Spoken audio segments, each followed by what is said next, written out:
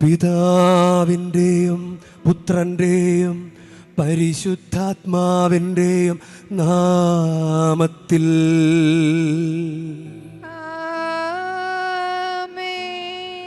നമ്മുടെ കർത്താവായ യേശുക്രിസ്തുവിൻ്റെ കൃപയും പിതാവായ ദൈവത്തിൻ്റെ സ്നേഹവും പരിശുദ്ധാത്മാവിൻ്റെ സംസർഗവും നിങ്ങളോടു കൂടെ. ആത്മാവോടും കൂടെ. ഈശോയിൽ സ്നേഹമുള്ള അച്ഛന്മാരെ, പ്രിയ സിസ്റ്റേഴ്സ്, പ്രിയ സഹോദരി സഹോദരന്മാർ, പ്രിയ മാതാപിതാക്കളെ, പ്രിയ കുഞ്ഞുങ്ങളെ, നമുക്ക് ഭക്തിയോടുകൂടെ ഈ ബലി അർപ്പിക്കാം.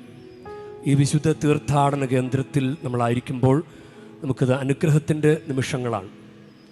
കാരണം ഇത് ദൈവം തിരഞ്ഞെടുത്ത സ്ഥലമാണ്.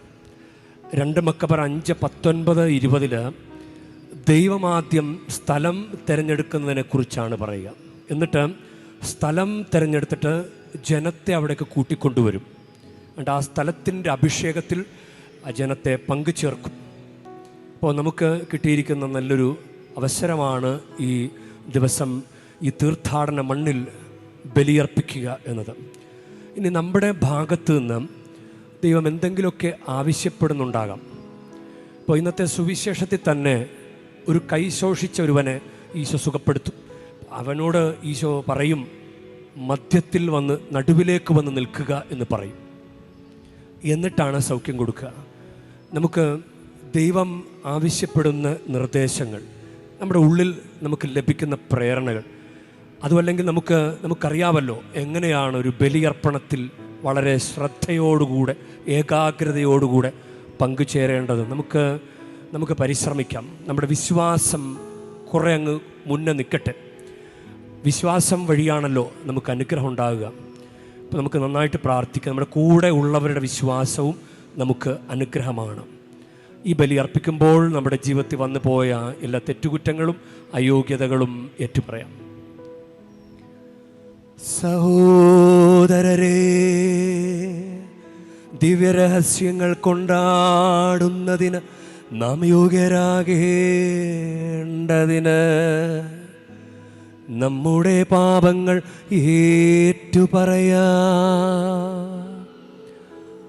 സർവശക്തനായ ദൈവത്തോടും സഹോദരരേ നിങ്ങളോടും ഞാൻ ഏറ്റുപറയുന്നു. എന്തെന്നാൽ വിചാരത്താലും വാക്കാലും പ്രവൃത്തിയാലും ഉപേക്ഷയാലും ഞാൻ വളരെയേറെ പാപം ചെയ്തു പോയി. എൻ്റെ പിഴ, എൻ്റെ പിഴ, എൻ്റെ വലിയ പിഴ. ആകയാൽ നിത്യകന്യകയായ പരിശുദ്ധ മറിയത്തോടും എല്ലാ മാലാഖമാരോടും വിശുദ്ധരോടും സഹോദരരേ നിങ്ങളോടും ഞാൻ അപേക്ഷിക്കുന്നു. എനിക്കു വേണ്ടി നമ്മുടെ കർത്താവായ ദൈവത്തോട് പ്രാർത്ഥിക്കണമേ. സർവശക്തനായ ദൈവം കനിഞ്ഞ് നമ്മുടെ പാപങ്ങൾ പൊറുത്ത് നമ്മെ നിത്യജീവിതത്തിലേക്ക് നയിക്കുമാറാകട്ടെ.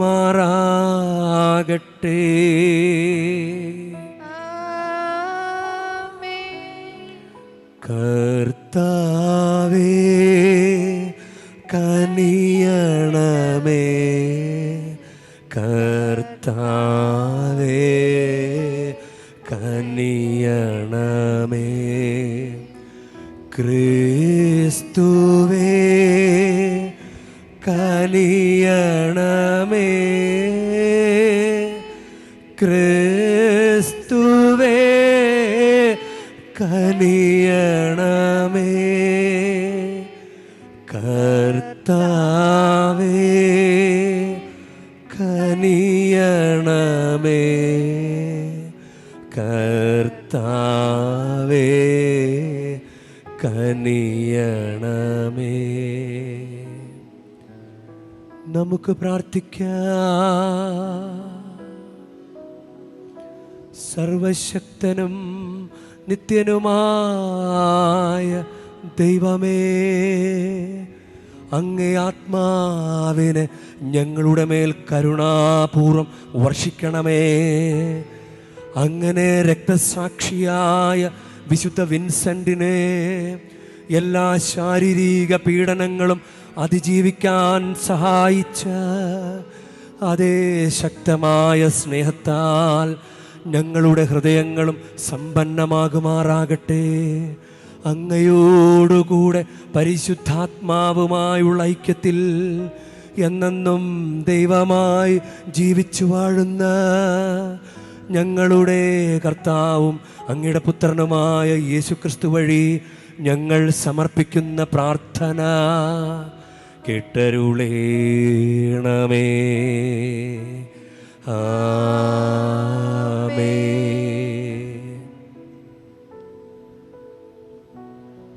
ഹെബ്രായർക്ക് എഴുതിയ ലേഖനത്തിൽ നിന്ന്: സഹോദരരെ, രാജാക്കന്മാരെ വധിച്ചതിനു ശേഷം മടങ്ങി വന്ന അബ്രഹത്തെ കണ്ടപ്പോൾ സലേമിൻ്റെ രാജാവും അത്യുന്നതനായ ദൈവത്തിൻ്റെ പുരോഹിതനുമായ മെൽക്കിസെദെക്ക് അവനെ അനുഗ്രഹിച്ചു. സകലത്തിൻ്റെയും ദശാംശം അബ്രഹാം അവന് നൽകി. അവൻ്റെ പേരിന് ഒന്നാമത് നീതിയുടെ രാജാവെന്നും രണ്ടാമത് സലേമിൻ്റെ സമാധാനത്തിൻ്റെ രാജാവുമെന്നാണ് അർത്ഥം. അവന് പിതാവോ മാതാവോ വംശ പരമ്പരയോ ഇല്ല. അവൻ്റെ ദിവസങ്ങൾക്ക് ആരംഭമോ ആയുസ്സിന് അവസാനമോ ഇല്ല. ദൈവപുത്രന് സദൃശ്യനായ അവൻ എന്നേക്കും പുരോഹിതനാണ്. മെൽക്കിസെദെക്കിൻ്റെ സാദൃശ്യത്തിൽ മറ്റൊരു പുരോഹിതൻ പ്രത്യക്ഷനാകുന്നതിൽ നിന്ന് ഇത് കൂടുതൽ വ്യക്തമാകുന്നു. ഇവനോ ശാരീരിക ജനനക്രമമനുസരിച്ചല്ല, പ്രത്യുത അക്ഷയമായ ജീവൻ്റെ ശക്തി നിമിത്തമാണ് പുരോഹിതനായത്. എന്തെന്നാൽ നീ മെൽക്കിസെദെക്കിൻ്റെ ക്രമപ്രകാരം എന്നേക്കും പുരോഹിതനാകുന്നു എന്ന് അവനെക്കുറിച്ച് സാക്ഷ്യമുണ്ട്. കർത്താവിൻ്റെ വചനം. ദൈവത്തിനു നന്ദി. മെൽക്കിസെദെക്കിൻ്റെ ക്രമമനുസരിച്ച് നീ എന്നേക്കും പുരോഹിതനാകുന്നു. മെൽക്കിസെദെക്കിൻ്റെ ക്രമമനുസരിച്ച് മെൽക്കിസദേക്കിന്റെ ക്രമമനുസരിച്ച് നീ എന്നേക്കും പുരോഹിതനാകുന്നു. നീ എന്നേക്കും പുരോഹിതനാകുന്നു. കർത്താവ് എൻ്റെ കർത്താവിനോട് അരുൾ ചെയ്തു: ഞാൻ നിന്റെ ശത്രുക്കളെ നിന്റെ പാദപീഠമാക്കുവോളം നീ എൻ്റെ വലത്തുഭാഗത്തിരിക്കുക. മെൽക്കിസദേക്കിൻ്റെ ക്രമമനുസരിച്ച് മെൽക്കിസദേക്കിന്റെ ക്രമമനുസരിച്ച് നീ എന്നേക്കും പുരോഹിതനാകുന്നു. നീ എന്നേക്കും പുരോഹിതനാകുന്നു. കർത്താവ് സിയോനിൽ നിന്ന് നിന്റെ അധികാരത്തിൻ്റെ ചെങ്കോൽ അയക്കും. ശത്രുക്കളുടെ മധ്യത്തിൽ നീ വാഴുക.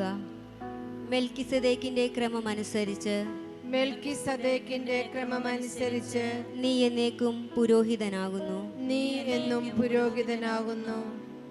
വിശുദ്ധ പർവ്വതത്തിലേക്ക് നീ സേനയെ നയിക്കുന്ന ദിവസം നിന്റെ ജനം മടി കൂടാതെ തങ്ങളെ തന്നെ നിനക്ക് സമർപ്പിക്കും.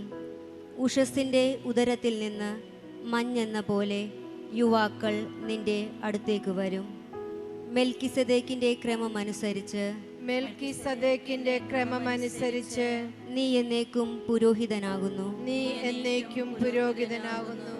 കർത്താവ് ശപഥം ചെയ്തു: മെൽക്കിസദേക്കിൻ്റെ ക്രമമനുസരിച്ച് നീ എന്നേക്കും പുരോഹിതനാകുന്നു, അതിന് മാറ്റമുണ്ടാവുകയില്ല. മെൽക്കിസദേക്കിൻ്റെ ക്രമമനുസരിച്ച് മെൽക്കിസദേക്കിന്റെ ക്രമമനുസരിച്ച് നീ എന്നേക്കും പുരോഹിതനാകുന്നു. നീ എന്നേക്കും പുരോഹിതനാകുന്നു. Hallelujah, hallelujah, hallelujah, hallelujah, hallelujah, hallelujah. Yeshu രാജ്യത്തിൻ്റെ സുവിശേഷം പ്രസംഗിക്കുകയും ജനങ്ങളുടെ എല്ലാ രോഗങ്ങളും സുഖപ്പെടുത്തുകയും ചെയ്തു. Hallelujah, hallelujah, hallelujah, hallelujah, hallelujah, hallelujah.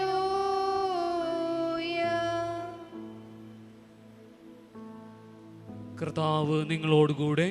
അങ്ങേ ആത്മാവോടും കൂടെ. വിശുദ്ധ മാർക്കോസ് എഴുതിയ സുവിശേഷത്തിനുള്ള വായന. കർത്താവേ, അങ്ങേക്ക് മഹത്വം. അക്കാലത്ത് യേശു വീണ്ടും സിനഗോഗിൽ പ്രവേശിച്ചു. കൈ ശോഷിച്ച ഒരാൾ അവിടെ ഉണ്ടായിരുന്നു. യേശുവിൽ കുറ്റമാരോപിക്കുന്നതിനു വേണ്ടി സാപത്തിൽ അവൻ രോഗശാന്തി നൽകുമോ എന്ന് അറിയുവാൻ അവർ ഉറ്റുനോക്കിക്കൊണ്ടിരുന്നു. കൈ ശോഷിച്ചവനോട് അവൻ പറഞ്ഞു, എഴുന്നേറ്റ് നടുവിലേക്ക് വരൂ. അനന്തരം അവൻ അവരോട് ചോദിച്ചു, സാപത്തിൽ നന്മ ചെയ്യുന്നതോ തിന്മ ചെയ്യുന്നതോ, ജീവൻ രക്ഷിക്കുന്നതോ നശിപ്പിക്കുന്നതോ ഏതാണ് നിയമാനുസൃതം? അവർ നിശബ്ദരായിരുന്നു. അവരുടെ ഹൃദയകാഠിന്യത്താൽ ദുഃഖിച്ച് അവരെ ക്രോധത്തോടെ നോക്കിക്കൊണ്ട് യേശു അവനോട് പറഞ്ഞു, നീ കൈ നീട്ടുക. അവൻ കൈ നീട്ടി, അത് സുഖപ്പെട്ടു. ഫരിസേയർ ഉടനെ പുറത്തിറങ്ങി യേശുവിനെ നശിപ്പിക്കുവാൻ വേണ്ടി ഹെരോദോസ് പക്ഷക്കാരുമായി ആലോചന നടത്തി. കർത്താവിൻ്റെ സുവിശേഷം. ക്രിസ്തുവേ, അങ്ങേക്ക് സ്തുതി.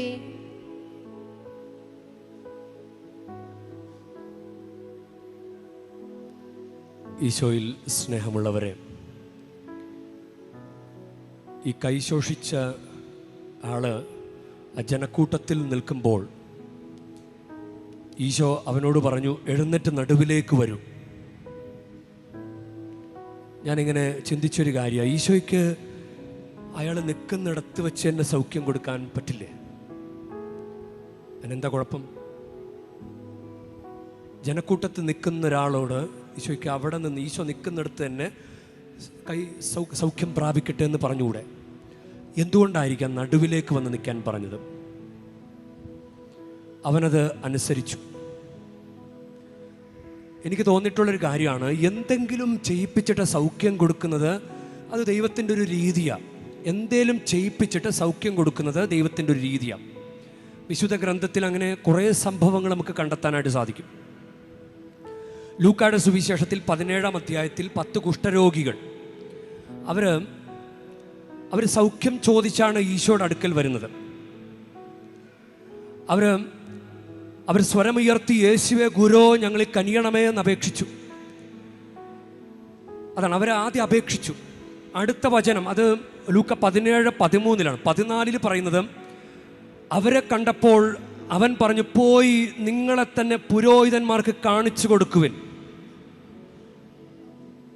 പോകും വഴി അവർ സൗഖ്യം പ്രാപിച്ചു.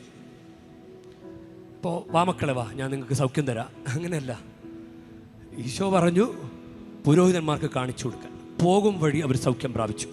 അപ്പോൾ ഈശോ കൊടുക്കുന്നൊരു നിർദ്ദേശം. ഇനിയും മത്തായിയുടെ സുവിശേഷം 8-ാം അധ്യായത്തിൽ ശതാധിപൻ കർത്താവെ, എൻ്റെ ഭൃത്യൻ തളർവാദം പിടിപെട്ട് കഠിന വേദന അനുഭവിച്ച വീട്ടിൽ കിടക്കുന്നു. യേശു അവനോട് പറഞ്ഞു, ഞാൻ വന്ന് സുഖപ്പെടുത്താം, അതായത് വീട്ടിൽ വന്ന് സുഖപ്പെടുത്താം എന്ന് ഈശോ പറഞ്ഞു. അപ്പോഴാണ് അപ്പോൾ തന്നെ ശതാധിപൻ പ്രതിവചിച്ച്, കർത്താവെ, നീ എൻ്റെ ഭവനത്തിൽ പ്രവേശിക്കാൻ ഞാൻ യോഗ്യനല്ല. നീ ഒരു വാക്കുച്ചരിച്ചാൽ മാത്രം മതി, എൻ്റെ ഭൃത്യൻ സുഖപ്പെടും. ഞാനും അധികാരത്തിന് കീഴ്പ്പെട്ടവനാണ്, എൻ്റെ കീഴിലും പടയാളികളുണ്ട്. ഒരുവനോട് പോവുക എന്ന് പറയുമ്പോൾ അവൻ പോകുന്നു, അപരനോട് വരിക എന്ന് പറയുമ്പോൾ അവൻ വരുന്നു, എൻ്റെ ദാസനോട് ഇത് ചെയ്യുക എന്ന് പറയുമ്പോൾ അവൻ അത് ചെയ്യുന്നു. യേശു ഇത് കേട്ട് ആശ്ചര്യപ്പെട്ട് തന്നെ അനുഗമിച്ചിരുന്നവരോട് പറഞ്ഞു, സത്യം സത്യമായി ഞാൻ നിങ്ങളോട് പറയുന്നു, ഇതുപോലൊരു വിശ്വാസം ഇസ്രായേലിൽ ഒരുവനിൽ പോലും ഞാൻ കണ്ടിട്ടില്ല. അങ്ങനെ പറഞ്ഞിട്ടും പിന്നീട് യേശു ശതാധിപനോട് പറഞ്ഞു, പൊയ്ക്കൊള്ളുക, നീ വിശ്വസിച്ചതുപോലെ നിനക്ക് ഭവിക്കട്ടെ. ആ സമയത്ത് തന്നെ ഭൃത്യൻ സൗഖ്യം പ്രാപിച്ചു. ഈശോ എന്താ ആദ്യം പറഞ്ഞത്? പൊക്കോ, ഞാൻ വരാം. പക്ഷെ അയാളുടെ ഒരു വർത്തമാനം വിശ്വാസം എന്ന് പറഞ്ഞാൽ ഇസ്രായേലിൽ ഒരുവനെപ്പോലും ഇതുപോലൊരു വിശ്വാസം കണ്ടിട്ടില്ല എന്ന് പറയത്തക്ക വിധം, അഭിനന്ദിക്കത്തക്ക വിധം ഒരു ആക്ഷൻ ആ ശതാധിപൻ്റെ ഭാഗത്തു നിന്ന് ഉണ്ടായപ്പോഴാണ് ഈശോ വീട്ടിൽ പോയില്ല. അപ്പം തന്നെ പറഞ്ഞു. അപ്പോൾ ആ സമയത്ത് ഭൃത്യൻ സുഖപ്പെട്ടു. അത് ശതാധിപൻ വീട്ടിൽ ചെല്ലുമ്പോൾ യേശു ഏത് സമയത്താണ് പറഞ്ഞത്, കൃത്യം ആ സമയത്ത് തന്നെയാണ് ഭൃത്യൻ സുഖപ്പെട്ടത്. അപ്പോൾ ഒന്ന് ഓർത്തോയിക്കുക, ഈശോ നമ്മളിൽ നിന്ന് എന്താണ് ആഗ്രഹിക്കുന്നത്. ഇനി യോഹന്നാന്റെ സുവിശേഷം 6-ാം അധ്യായത്തിൽ അപ്പം വർദ്ധിപ്പിക്കുന്നിടത്ത് പീലിപ്പോസ് മറുപടി പറഞ്ഞു. അവരോട് ചോദിക്കും, ഈശോ അങ്ങനെ അവനെ പരീക്ഷിക്കാനാണ് ചോദിച്ചത്, ഇവർക്ക് ഭക്ഷിക്കാൻ നാം എവിടെ നിന്ന് അപ്പം വാങ്ങും? ഈശോ അവരോട് ചോദിക്കുക. അവനെ പരീക്ഷിക്കാനാണ് യേശു പീലിപ്പോസിനോട് ഇങ്ങനെ ചോദിച്ചത്. എന്ത് ചെയ്യണമെന്ന് യേശു നേരത്തെ മനസ്സിൽ കരുതിയിരുന്നു. പീലിപ്പോസ് മറുപടി പറഞ്ഞു, ഓരോരുത്തർക്കും അല്പം വീതം കൊടുക്കാൻ 200 ദനാറക്കുള്ള അപ്പം പോലും തികയില്ല. അപ്പോൾ അന്ത്രയോസ് പറഞ്ഞു, 5 ബാർലിയപ്പവും 2 മീനും കൈവശമുള്ള ഒരു കുട്ടി ഇവിടെയുണ്ട്. അപ്പോഴാണ് ഈശോ നടപടി ആരംഭിച്ചത്. അപ്പോൾ ഈശോ ഈ ശിഷ്യന്മാരുടെ ഭാഗത്തുനിന്നൊരു വർത്തമാനം ആഗ്രഹിക്കുന്നുണ്ട്. അവരുടെ ഭാഗത്തുനിന്ന് എന്താണ്. അപ്പം നമ്മൾ ദൈവം അനുഗ്രഹിക്കണമെങ്കിൽ നമ്മുടെ ഭാഗത്തുനിന്ന് ഒരു കാര്യം ദൈവം ആവശ്യപ്പെടുന്നുണ്ട്. നമ്മുടെ ഭാഗത്തുനിന്ന് ചില കാര്യങ്ങൾ ദൈവം അത് കണ്ട് മനസ്സിലാക്കിയാൽ ദൈവം നമുക്ക് അനുഗ്രഹം തരും. ഇനി രാജാക്കന്മാരുടെ പുസ്തകത്തിൽ നിങ്ങൾക്കറിയാവുന്ന കാര്യമാണ് നാമാൻ. 2 രാജാക്കന്മാരുടെ പുസ്തകം 5-ാം അധ്യായത്തിൽ നാമാൻ എന്നയാള്, അയാൾക്ക് നല്ല സൈന്യാധിപനാണ്, സിറിയ രാജാവിൻ്റെ കീഴിലുള്ള. പക്ഷേ ഒരു കുറവുണ്ട്, കുഷ്ഠരോഗം. അപ്പോൾ സിറിയ രാജാവ് ഇസ്രായേലുമായിട്ട് രാജാവുമായിട്ട് യുദ്ധം ചെയ്തപ്പോൾ അവിടെ നിന്നൊരു പെൺകുട്ടിയെ തട്ടിക്കൊണ്ടുപോന്നു. അപ്പോൾ ആ പെൺകുട്ടി ഈ നാമാൻ്റെ ഭാര്യയുടെ പരിചാരികയായിരുന്നു. ഈ പെൺകുട്ടി ആ തക്ക സമയം ഒന്ന് പ്രയോജനപ്പെടുത്താൻ ശ്രമിച്ചു. ഇസ്രായേലിൽ ചെന്നു കഴിഞ്ഞാൽ അവിടെ രാജാവ് സൗഖ്യം നൽകും. അങ്ങനെ സിറിയ രാജാവ് കത്തും കൊടുത്ത് വിടുകയാണ്.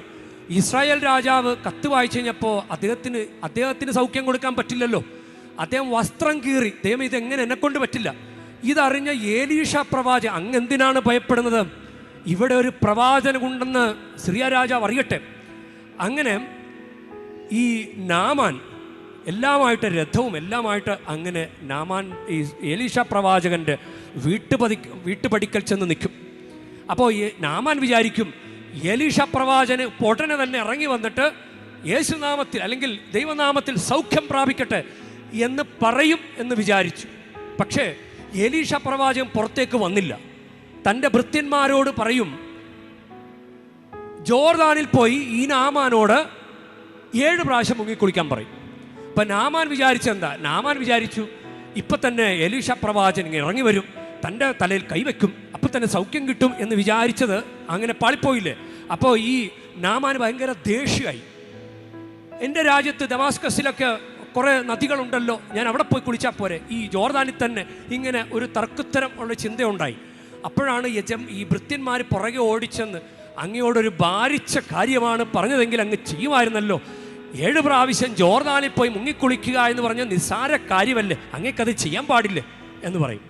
അപ്പോൾ അനുസരിച്ചു, എളിമപ്പെട്ട് നാമാനത് അനുസരിച്ച് പോയി 7 പ്രാവശ്യം ജോർദാൻ നദിയിൽ മുങ്ങിക്കുളിച്ചു. അപ്പോൾ സൗഖ്യം കിട്ടി. അതാണ് ഒരു നിർദ്ദേശം പാലിക്കുക.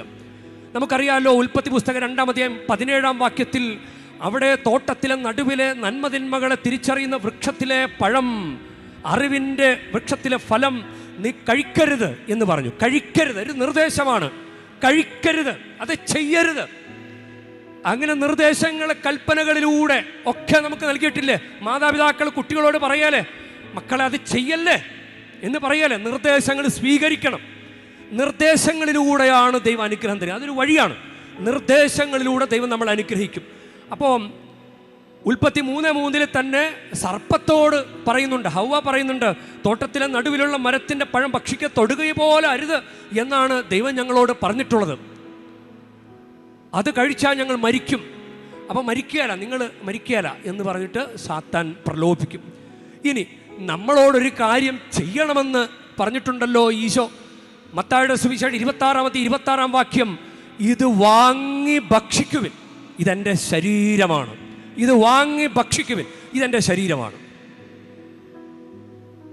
ഈ നിർദ്ദേശം നമ്മൾ കൃത്യമായിട്ട് സ്വീകരിക്കുന്നുണ്ടോ, കൃത്യമായിട്ട് ചെയ്യുന്നുണ്ടോ? ഞാനിങ്ങനെ ഇവിടെ മുട്ടിന് നിരങ്ങാൻ വന്ന ക്രിസ്മസിൻ്റെ തൊട്ട് പിറ്റേ ദിവസം വന്നൊരു വ്യക്തി, അവർ കഷ്ടപ്പെട്ട് മുട്ടിന് നിരങ്ങിയാണ്. അപ്പോൾ ഇങ്ങനെ ഒരാൾ താങ്ങിയൊക്കെയാണ് കൊണ്ടുപോകുന്നത്. നേർന്നതാണെന്നാണ് പറയുന്നത്. നേർച്ചയൊക്കെ നമ്മളല്ലേ നേരുന്നത്, ദൈവം നമ്മളോട് പറഞ്ഞിട്ടൊന്നുമില്ല. നേർച്ചകളൊക്കെ നമ്മളല്ല നേരുന്നത്, ദൈവം നമ്മളോട് പറഞ്ഞിട്ടുണ്ടോ? നമ്മളോട് പറയാത്ത കാര്യങ്ങൾ ചെയ്യാനാണ് നമുക്ക് വലിയ ആഗ്രഹം. പറയണതൊന്നും ചെയ്യാൻ നമുക്ക് പറ്റുകയുമില്ല. അപ്പോൾ ആ വ്യക്തിയോട് ഞാൻ ചോദിച്ചു, ക്രിസ്മസിന് കുമ്പസാരിച്ച് കുർബാന സ്വീകരിച്ചോ? ഇല്ല. ക്രിസ്മസിന് കുമ്പസാരവും ഇല്ല, കുർബാന സ്വീകരണമില്ല, മുട്ടിന് നിരങ്ങലുണ്ട്. അത് ചെയ്തോ? നല്ല കർത്താവിൻ്റെ സഹനത്തോട് ചേർന്ന് നിന്ന് ചെയ്യാനായിട്ടുള്ള ഒരു നല്ലൊരു കാര്യമാണ്. ഞാനും ചെയ്തിട്ടുണ്ട്. 2 മണിക്കൂറൊക്കെ എടുക്കും. നല്ല കാര്യമാണ്. ഇപ്പോഴാണെങ്കിൽ ആ മണ്ണ് ഇങ്ങനെ കുതിർന്ന് ഉറച്ചു കിടക്കുക, അപ്പോൾ കുറച്ചുകൂടി പെയിൻഫുള്ളാണ്. ഈസിയല്ല, കുഴമണ്ണല്ല. അപ്പോൾ നമ്മളോട് പറഞ്ഞിട്ടുള്ളത് ചെയ്യുക. നിങ്ങൾക്ക് അനുഗ്രഹം വേണോ? വിവാഹം നടക്കണോ? കുഞ്ഞുണ്ടാകണോ? കടബാധ്യത മാറണോ? ജോലി ലഭിക്കണോ? നിങ്ങളോട് സഭയിലൂടെ കർത്താവ് പറഞ്ഞിട്ടുള്ള കാര്യങ്ങൾ നിങ്ങളൊന്ന് ചെയ്തു നോക്കും. നന്നായിട്ടൊന്ന് കുമ്പസാരിച്ചാൽ കിട്ടാവുന്ന അനുഗ്രഹങ്ങളേ ഉള്ളൂ. ആ ധൂർത്തപുത്രൻ, അദ്ദേഹം തിരിച്ചു വന്നു. അദ്ദേഹത്തിന് ആ സ്വയം അഭിമാനം നഷ്ടപ്പെട്ടിട്ടുണ്ടായിരുന്നില്ല, ദൈവത്തിൻ്റെ മകനാണ് എന്ന്. അദ്ദേഹം വന്ന് ഏറ്റുപറഞ്ഞു കഴിഞ്ഞപ്പോൾ അദ്ദേഹത്തിന് നഷ്ടപ്പെട്ടതെല്ലാം തിരികെ കിട്ടി. വസ്ത്രം, ഭക്ഷണം, ചെരുപ്പ്, വിരുന്ന്, സമാധാനം, സ്വസ്ഥത, പിതാവിൻ്റെ സ്നേഹം എല്ലാം കിട്ടി. അതിനർത്ഥം എന്താ? കുമ്പസാരിച്ചാൽ ആത്മീയ അനുഗ്രഹങ്ങൾ മാത്രമല്ല, ഭൗതിക അനുഗ്രഹങ്ങളും കിട്ടും. ഇതിനെക്കുറിച്ച് ബോധമുള്ള പിള്ളേർ അവർ പരീക്ഷ വരുമ്പോൾ പരീക്ഷ ഒരുക്ക കുമ്പസാരം നടത്താറുണ്ട്. അത് നിങ്ങൾ ശ്രദ്ധിച്ചിട്ടില്ലേ? ചില ആളുകൾ, ഇതിനെക്കുറിച്ച് ബോധമുള്ള ആളുകൾ ഇൻ്റർവ്യൂ വരുമ്പോൾ പോയി കുമ്പസാരിക്കും. ഇൻ്റർവ്യൂ ദൈവാനുഗ്രഹം കൊണ്ട് നിറയാൻ. നമ്മൾ ഇവിടം വരെ വന്നിട്ടും, ഈ തീർത്ഥാടന കേന്ദ്രം വരെ വന്നിട്ടും നമുക്ക് കുമ്പസാരിക്കാനോ കുർബാന സ്വീകരിക്കാനോ ഒന്നും അങ്ങനെ ഒരു തോന്നൽ പോലും ഉണ്ടായില്ലെങ്കിൽ അനുഗ്രഹം വരാൻ വൈകും. നമുക്കതുകൊണ്ട് ദൈവത്തോട് ചേർന്ന് നിൽക്കാം, ദൈവത്തോട് പ്രാർത്ഥിക്കാം. നമുക്ക് നൽകപ്പെട്ട നിർദ്ദേശങ്ങൾ സഭയിലൂടെ, ദൈവകൽപ്പനകളിലൂടെ ഒക്കെ, മാതാപിതാക്കളിലൂടെ, പുരോഹിതന്മാരിലൂടെ, മതാധ്യാപകരിലൂടെ ഒക്കെ നൽകപ്പെട്ട നിർദ്ദേശങ്ങൾ കുഞ്ഞു കുഞ്ഞു കാര്യങ്ങളാകാം, ചിലപ്പോൾ നമുക്ക് വിഷമം തോന്നുന്ന കാര്യങ്ങളാകാം. അതൊക്കെ നിർദ്ദേശങ്ങളൊന്ന് പാലിച്ചാൽ അതുവഴി നമുക്ക് അനുഗ്രഹം ഉണ്ടാകും. ദൈവം നമ്മളെ അനുഗ്രഹിക്കട്ടെ.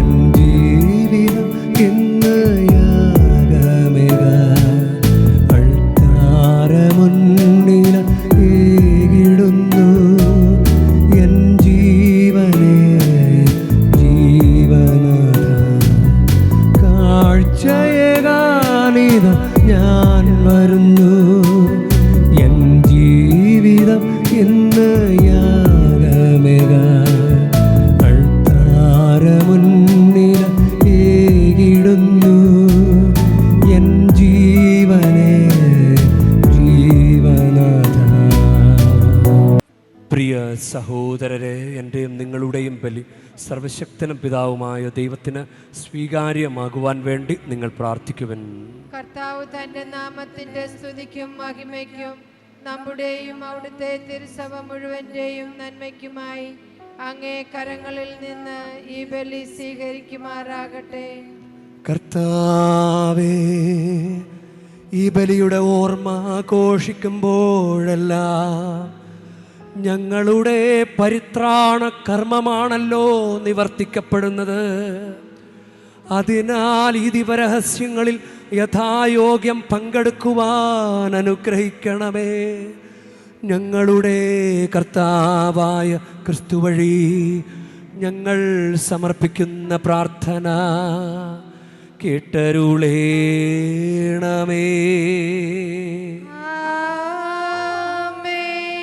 കർത്താവ് നിങ്ങളോടു കൂടെ, അങ്ങേ ആത്മാവോടും കൂടെ. ഹൃദയങ്ങൾ ഉയർത്തുവിൻ. കർത്താവേ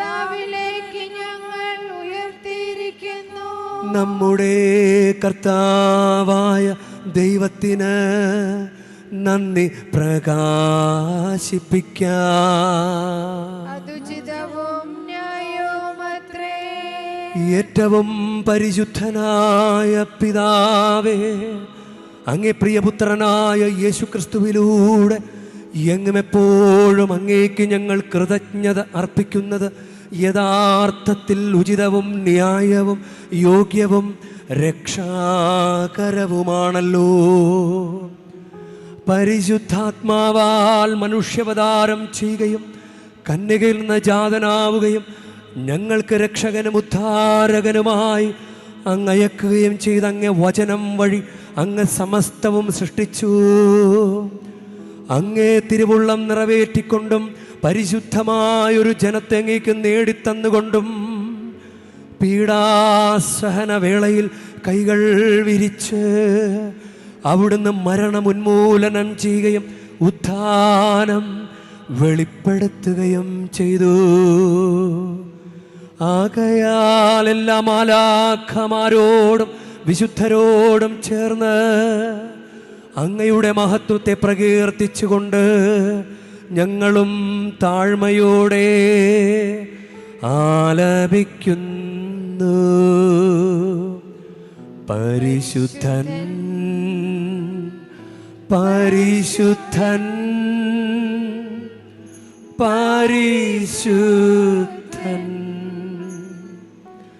സൈന്യങ്ങൾ തൻ കർത്താവാ ദൈവം പരിശുദ്ധൻ, ദൈവം പരിശുദ്ധൻ. നിരുപമമങ്ങേ മഹിമകളാ നിറഞ്ഞു മഹിയും വിണ്ടലവും. ഹോസാന ഹോസാന അത്യുന്നതങ്ങളിൽ ഹോസാന. കർത്താവിൻ തിരുനാമത്തിൽ വരുവോനേറ്റം ധന്യനുമാ. ഹോസാന ഹോസാന അത്യുന്നതങ്ങളിൽ ഹോസാന.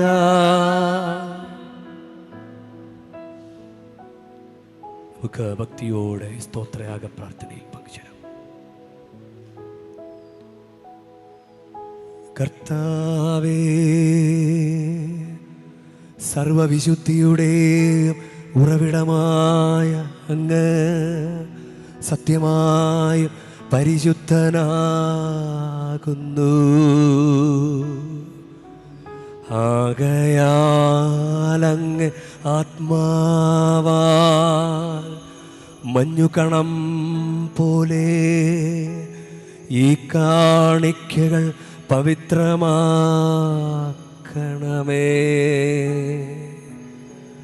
അങ്ങനെ ഞങ്ങൾക്കായി ഇവ ഞങ്ങളുടെ കർത്താവായ യേശുക്രിസ്തുവിൻ്റെ ശരീരവും രക്തവുമായി തീരുമാറാകട്ടെ.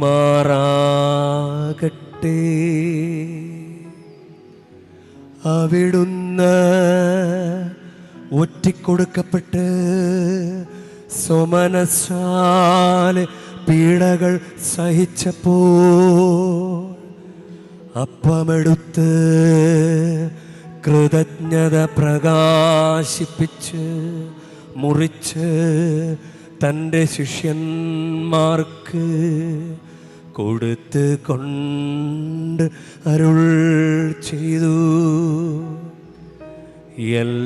എല്ലാവരും ഇതിൽ നിന്ന് വാങ്ങി ഭക്ഷിക്കുവിൻ. എന്തെന്നാൽ ഇത് നിങ്ങൾക്കു വേണ്ടി അർപ്പിക്കാനിരിക്കുന്ന എൻ്റെ ശരീരമാകുന്നു.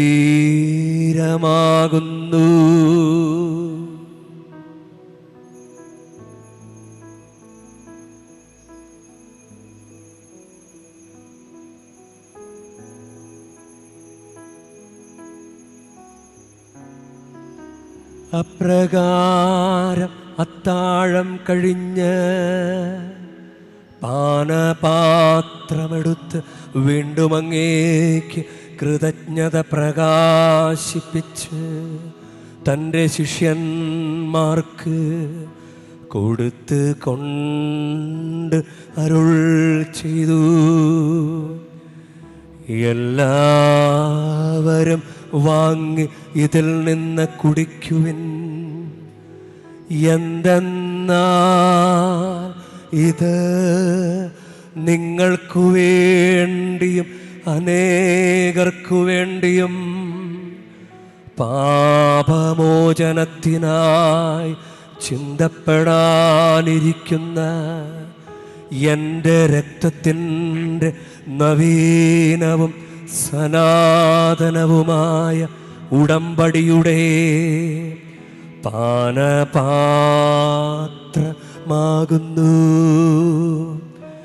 ഇതു നിങ്ങൾ എൻ്റെ ഓർമ്മയ്ക്കായി ചെയ്യുവിൻ.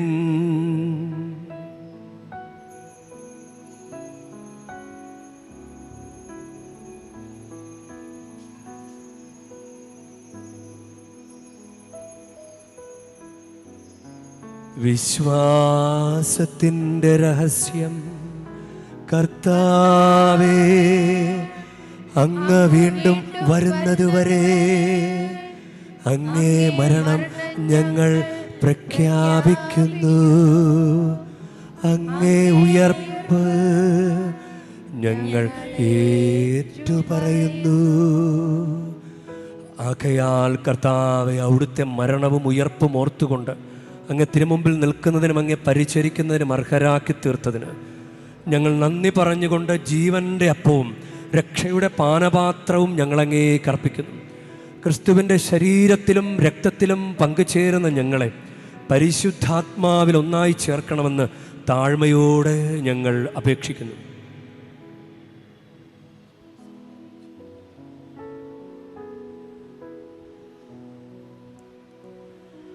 കർത്താവേ, ലോകമെങ്ങും വ്യാപിച്ചു കിടക്കുന്ന അങ്ങേ സഭയെ ഓർക്കണമേ.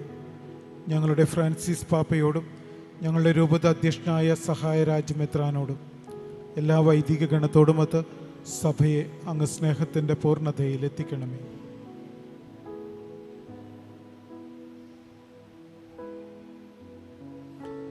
ഉയർപ്പിൻ്റെ പ്രത്യാശയോടെയും ത്രോളുന്ന ഞങ്ങളുടെ സഹോദരങ്ങളെയും അങ്ങേ കാരുണ്യത്തിൽ മരണമടഞ്ഞ സകലരെയും അങ്ങ് ഓർക്കുകയും അങ്ങേ മുഖത്തിൻ്റെ പ്രകാശത്തിലേക്ക് അവരെ സ്വീകരിക്കുകയും ചെയ്യണമേ. ഞങ്ങളെല്ലാവരിലും കനിയണമെന്ന് ഞങ്ങൾ പ്രാർത്ഥിക്കുന്നു.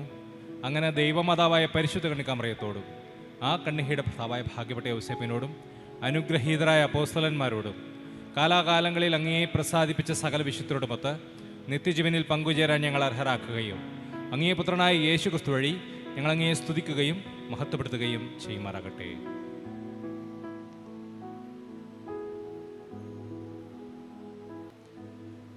ക്രിസ്തുവിലൂടെ, ക്രിസ്തുവിനോടുകൂടെ, ക്രിസ്തുവിൽ തന്നെ സർവശക്തനായ ദൈവവും പിതാവുമായ അങ്ങേക്ക് പരിശുദ്ധാത്മാവുമായുള്ള ഐക്യത്തിൽ എല്ലാ ബഹുമതിയും മഹത്വവും എന്നുമെന്നേക്കും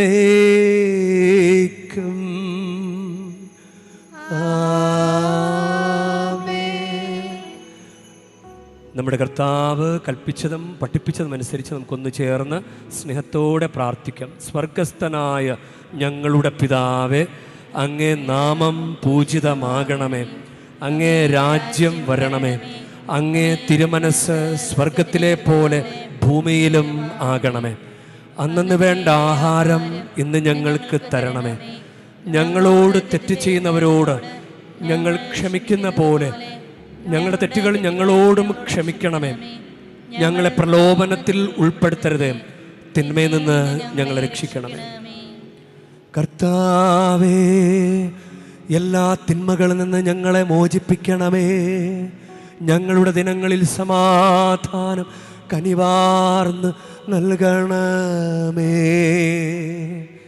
അനുഗ്രഹപൂർണമായ പ്രത്യാശയും ഞങ്ങളുടെ രക്ഷകനായ യേശുക്രിസ്തുവിൻ്റെ ആഗമനവും പ്രതീക്ഷിച്ചുകൊണ്ട് അങ്ങേ കരുണയുടെ സഹായത്താൽ ശക്തി പ്രാപിച്ച് ഞങ്ങളെപ്പോഴും പാപത്തിൽ നിന്ന് മോചിതരാവുകയും എല്ലാ വിപത്തുകളിൽ നിന്ന് സുരക്ഷിതരാവുകയും ചെയ്യുമാറാകട്ടെ.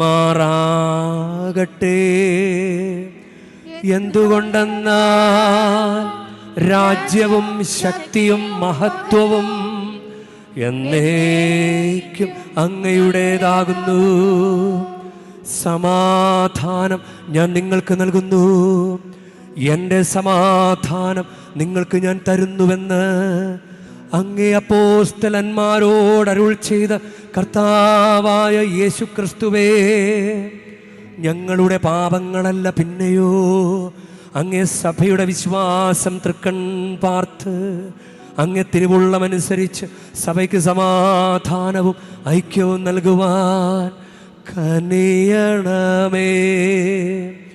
എന്നെന്നും ജീവിക്കുകയും വാഴുകയും ചെയ്യുന്ന അങ്ങ് ഈ പ്രാർത്ഥന കേട്ടരുളേണമേ.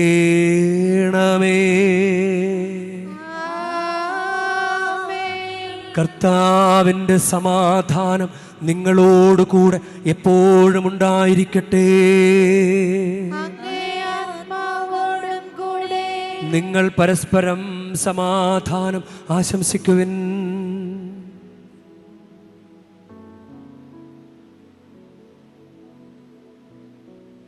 ലോകത്തിൻ പാപങ്ങൾ നീക്കിടും ദൈവത്തിൻ കുഞ്ഞാടേ, ഞങ്ങളിൽ നീ കനിയണമേ. ലോകത്തിൻ പാപങ്ങൾ നീക്കിടും ദൈവത്തിൻ കുഞ്ഞാടേ, ഞങ്ങളിൽ നീ ണമേ. ലോകത്തിൻ പാപങ്ങൾ നീക്കിടും ദൈവത്തിൻ കുഞ്ഞാടേ,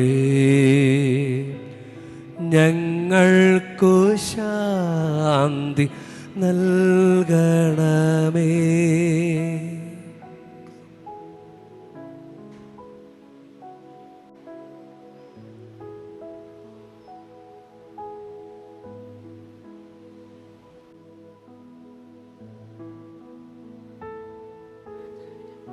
ഈശോയിൽ പ്രിയരെ, വേളാങ്കണ്ണി പരിശുദ്ധ ആരോഗ്യ മാതാവിൻ്റെ തീർത്ഥാടന കേന്ദ്രത്തിൽ അർപ്പിക്കപ്പെടുന്ന പരിശുദ്ധ കുർബാനകളുടെ സമയക്രമവും കുർബാനകൾ അർപ്പിക്കപ്പെടുന്ന ദേവാലയങ്ങളുടെ വിവരങ്ങളും ഇവിടെ അറിയിക്കുകയാണ്. ഇവിടെ ദിവസേന 11 കുർബാനകളാണ് അർപ്പിക്കപ്പെടുക. പ്രധാന ദേവാലയത്തിൽ എല്ലാ ദിവസവും രാവിലെ 6 മണിക്ക് തമിഴ് കുർബാന. ഈ കുർബാന GR+ വഴി സംപ്രേഷണം ചെയ്യപ്പെടുന്നു. ലോവർ ബസിലിക്കയിൽ എല്ലാ ദിവസവും അർപ്പിക്കപ്പെടുന്ന കുർബാനകൾ രാവിലെ 7 മണിക്ക് തമിഴ്, 10 മണിക്ക് ഇംഗ്ലീഷ്, ഉച്ചയ്ക്ക് 12 മണിക്ക് തമിഴ്, ഉച്ച കഴിഞ്ഞ് 3 മണിക്ക് തമിഴ്, വൈകിട്ട് 6 മണിക്ക് ജപമാല, തുടർന്ന് തമിഴ് കുർബാന. അപ്പർ ബസിലിക്കയിൽ എല്ലാ ദിവസവും അർപ്പിക്കപ്പെടുന്ന കുർബാനകൾ രാവിലെ 8 മണിക്ക് തെലുങ്ക്, 11 മണിക്ക് ഹിന്ദി, വൈകിട്ട് 5 മണിക്ക് കന്നഡ. ചൊവ്വാഴ്ചകളിൽ ഉച്ച കഴിഞ്ഞ് 4 മണിക്ക് കൊങ്കണി. മോർണിംഗ് സ്റ്റാർ ദേവാലയത്തിൽ, അതായത് ഈ ദേവാലയത്തിൽ എല്ലാ ദിവസവും അർപ്പിക്കപ്പെടുന്ന കുർബാനകൾ രാവിലെ 8 മണിക്ക് കൊങ്കണി, 9 മണിക്ക് മലയാളം. എല്ലാ മാസാദ്യ വെള്ളിയാഴ്ചകളിൽ ലോവർ ബസിലിക്കയിൽ വൈകിട്ട് 5:30 ജപമാലയും തുടർന്ന് ഷ്രൈൻ ചുറ്റി പരിശുദ്ധ കുർബാനയുടെ പ്രദക്ഷിണവും വചനപ്രഘോഷണവും പരിശുദ്ധ കുർബാനയുടെ ആശീർവാദവും ഉണ്ടായിരിക്കും. എല്ലാ മാസാദ്യ ശനിയാഴ്ചകളിൽ വൈകിട്ട് 5:30 ഷ്രൈനിൻ്റെ പ്രവേശന കവാടം മുതൽ കടൽ തീരം വരെ വേളാങ്കണ്ണി മാതാവിൻ്റെ സ്വരൂപം വഹിച്ചുകൊണ്ടുള്ള പ്രദക്ഷിണവും തുടർന്ന് ലോവർ ബസിലിക്കയിൽ പരിശുദ്ധ കുർബാനയുടെ ആശീർവാദവും രോഗികൾക്ക് വേണ്ടി പ്രത്യേക പ്രാർത്ഥനയും തമിഴ് കുർബാനയും ഉണ്ടായിരിക്കും. എല്ലാ ദിവസവും രാവിലെ 7 മണി മുതൽ രാത്രി 9 മണി വരെ പ്രധാന ദേവാലയവും രാവിലെ 6 മണി മുതൽ രാത്രി 8 മണി വരെ ആരാധന ചാപ്പലും തീർത്ഥാടകർക്കായി തുറന്നിരിക്കുന്നു. നല്ല കുമ്പസാരം നടത്താനുള്ള ഒരുക്കത്തിനായി അനുരഞ്ജന ചാപ്പലും കുമ്പസാരത്തിന് ശേഷം പ്രായശ്ചിത്തം നിറവേറ്റുന്നതിനും വ്യക്തിപരമായ മൗനപ്രാർത്ഥനയ്ക്കും ധ്യാനത്തിനും ആരാധന ചാപ്പലും ഉപയോഗപ്പെടുത്തണമെന്ന് അഭ്യർത്ഥിക്കുന്നു. ഇവിടെ കുർബാനയ്ക്ക് ശേഷം പൊതുവായ ആശീർവാദമാണ് ഉള്ളത്. വ്യക്തിപരമായ ആശീർവാദത്തിന് അടിമസമർപ്പണത്തിനും വസ്തുക്കൾ ആശീർവദിക്കുന്നതിനും നിങ്ങൾക്ക് പ്രധാന ദേവാലയത്തിൻ്റെ സമീപമുള്ള ആവേ മരിയ എന്ന ഹോള് നിങ്ങൾക്ക് സമീപിക്കാവുന്നതാണ്. അവിടെ എല്ലാ മണിക്കൂറുകളിലും വൈദികരുണ്ടായിരിക്കും. രാവിലെ 7 മണി മുതൽ രാത്രി 8 മണി വരെ. ഉച്ചയ്ക്ക് 1 മണി മുതൽ 2 മണി വരെ മാത്രമാണ് ഇടവേള കൊടുത്തിട്ടുള്ളത്. നിങ്ങൾക്ക് ഈ അവസരം പ്രയോജനപ്പെടുത്താവുന്നതാണ്. എല്ലാ വെള്ളി, ശനി, ഞായർ ദിവസങ്ങളിലും എല്ലാ ഗവൺമെൻറ് ഒഴിവു ദിനങ്ങളിലും മാതാകുളത്തിന് സമീപമുള്ള സ്റ്റെല്ല മാരീസ് ഓഡിയോ വിഷ്വൽ ഹാളിൽ അരുൾ നിറയ ചുവടുകൾ കൃപയുടെ അടയാളങ്ങൾ എന്ന ഡോക്യുമെൻ്ററിയുടെ പ്രദർശനം രാവിലെ 10 മണിക്ക് തമിഴിലും 11:30 മലയാളത്തിലും ഉച്ചകഴിഞ്ഞ് 3 മണിക്ക് തെലുങ്കുവിലും ഉണ്ടായിരിക്കും. എല്ലാ തീർത്ഥാടകരെയും ഈ ഡോക്യുമെൻ്ററി കാണുവാൻ ഇത് അനുവദിക്കപ്പെട്ടിട്ടുള്ള ദിവസങ്ങളിൽ സ്വാഗതം ചെയ്യുകയാണ്. വേളാങ്കണ്ണി മാതാവിൻ്റെ അഭിഷേകമുള്ള ഈ തീർത്ഥാടന കേന്ദ്രത്തിലായിരിക്കുന്ന നിങ്ങൾക്ക് സ്വസ്ഥവും സമാധാനവും നിറഞ്ഞ മണിക്കൂറുകളും ദിനങ്ങളും ആശംസിക്കുകയാണ്. നമുക്ക് ഇപ്പോൾ ആശീർവാദത്തിനും പ്രാർത്ഥനയ്ക്കുമായി നമുക്ക് എഴുന്നേൽക്കാം.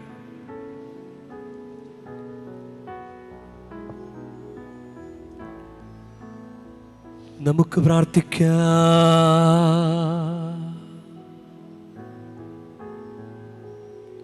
കർത്താവേ, അങ്ങേ സ്നേഹത്തിൻ്റെ ചൈതന്യം ഞങ്ങളിൽ നിറയ്ക്കണമേ.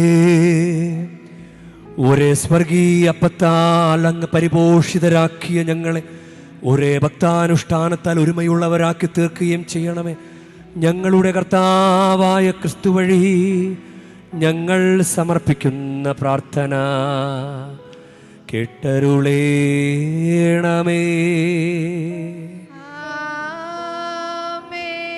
കർത്താവ് നിങ്ങളോടു കൂടെ,